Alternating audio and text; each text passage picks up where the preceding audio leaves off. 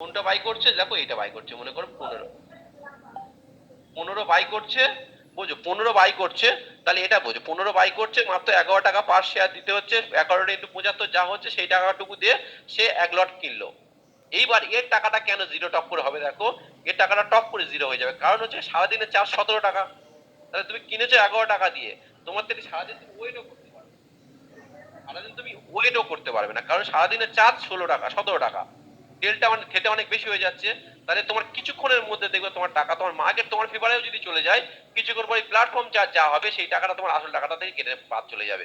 আসল টাকা তোমার 11 টাকা, প্ল্যাটফর্ম চার্জ তোমার সারাদিনের 17 টাকা, তাহলে তুমি সারাদিন পর্যন্ত টাকাটা থাকবে না তোমার, কারণ সারাদিনে তোমার 17 টাকা, আর 6 ঘন্টার জন্য যদি 17 টাকা হয় আর তোমার কাছে তুমি 11 টাকা দিয়ে কিনেছো, তাহলে কতক্ষণ পরে তোমার টাকা এমনি শেষ হয়ে যাবে। দেখো এই যে শেয়ার মার্কেটে কি হয় না, এটা টাইম ভ্যালু আর ইনসেন্টিভ ভ্যালু দুটো মিলিয়ে হয়, আর যখন তুমি নিচের দিকে চলে আসবে ইনসেন্টিভ ভ্যালুটা অ্যাকচুয়ালি শেষ হয়ে যায়, টাইম ভ্যালুটা থাকে, কিছুক্ষণ পরে তোমার টাকা শেষ হয়ে যাবে। মনে করো এইটা কেউ কিনছে, কেউ 18 টাকা দিয়ে এটা কিনলো, একটা শেয়ার 18 ইন্টু 75 করলো, যাটা হলো তাই খরচা করলো, এখানে 18 টাকা, এখানে সিধা কত দেখো 21, তাহলে সারাদিনের চার্জ 21 টাকা, তাহলে মার্কেট হয়তো 3টের সময় তোমার ফেভারে চলে গেল, কিন্তু গেলেও তোমার টাকা 3টে পর্যন্ত থাকবে না, 3টের মধ্যে তোমার টাকা টাইম ভ্যালুর জন্য জিরো হয়ে যাবে।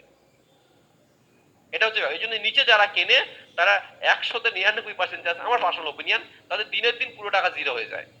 হয়তো মার্কেট 3টের পরে মার্কেট মুভ করলো, তারপরেও তোমার টাকা 3টে পর্যন্ত তুমি বাঁচবে না, 3টে পর্যন্ত তোমার টাকা থাকবে না, তার আগে প্ল্যাটফর্ম চার্জ কেটে কেটে কেটে তোমার শেষ করে দেবে।